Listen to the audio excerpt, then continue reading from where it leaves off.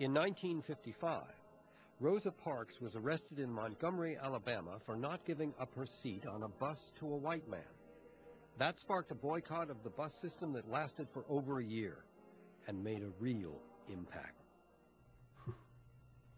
In contrast, I keep getting emails trying to rally consumers to support a one-day gas boycott, to rebel against the injustice of high gas prices. It has been calculated that if everyone in the United States did not purchase a drop of gasoline for one day and all at the same time, the oil companies would choke on their stockpiles. At the same time, it would hit the entire industry with a new loss of over $4.6 billion, which affects the bottom line of the oil companies.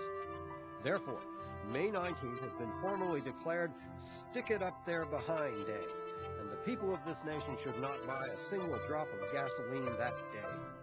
Not a year-long or even a month-long boycott, but one single day. With a one-day boycott, you'll still use the same amount of gas.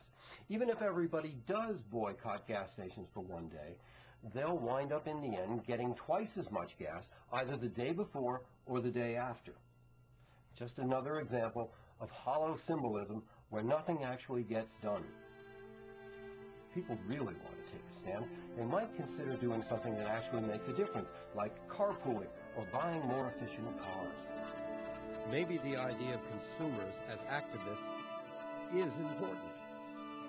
Maybe hollow symbolism doesn't cut it anymore. If you really want to make a difference, don't just tell people you care, show it. How about this? If you really want to support the troops, use less oil. If you really want to support freedom, use less Chinese products. If you really want to prepare for the future, spend wisely now. The only way to win the war on terrorism is to change our lifestyle. But there's been a stubborn mentality that if we change our lives at all, the terrorists will have won. If we give up our freedoms, the terrorists will have won. If we change our lifestyle, the terrorists will have won. If we reevaluate our foreign policy, the terrorists will have won. So what can we do to win this war on terrorism? What if we could win by changing our lifestyle of consumption? Maybe if we cut our dependence on Saudi oil, we will have won. Maybe if we quit trying to buy happiness and peace of mind and start investing in our future, we will have won. Maybe if we quit making a mockery of the suffering of others through gratuitous displays of wealth, we will have won. But why do the terrorists hate us in the first place? Americans are asking, why do they hate us? They hate what they see right here in this chamber. A democratically elected government. Their leaders are self-appointed. They hate our freedoms. Our freedom of religion, our freedom of speech, our freedom to vote and assemble and disagree with each other. They want to overthrow existing governments in many Muslim countries, such as Egypt, Saudi Arabia, and Jordan. Wait just a minute. The existing governments of Egypt, Saudi Arabia, and Jordan aren't free.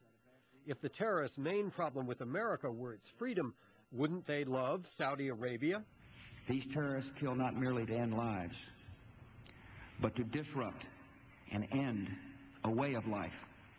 So apparently they don't hate us because of our foreign policy, but because of our freedom and way of life. It's really kind of sad if you think about it. There are terrorists hiding out in caves around the world that just can't sleep, knowing that I have freedom and over 500 cable channels. Excuse me, please. I have an announcement.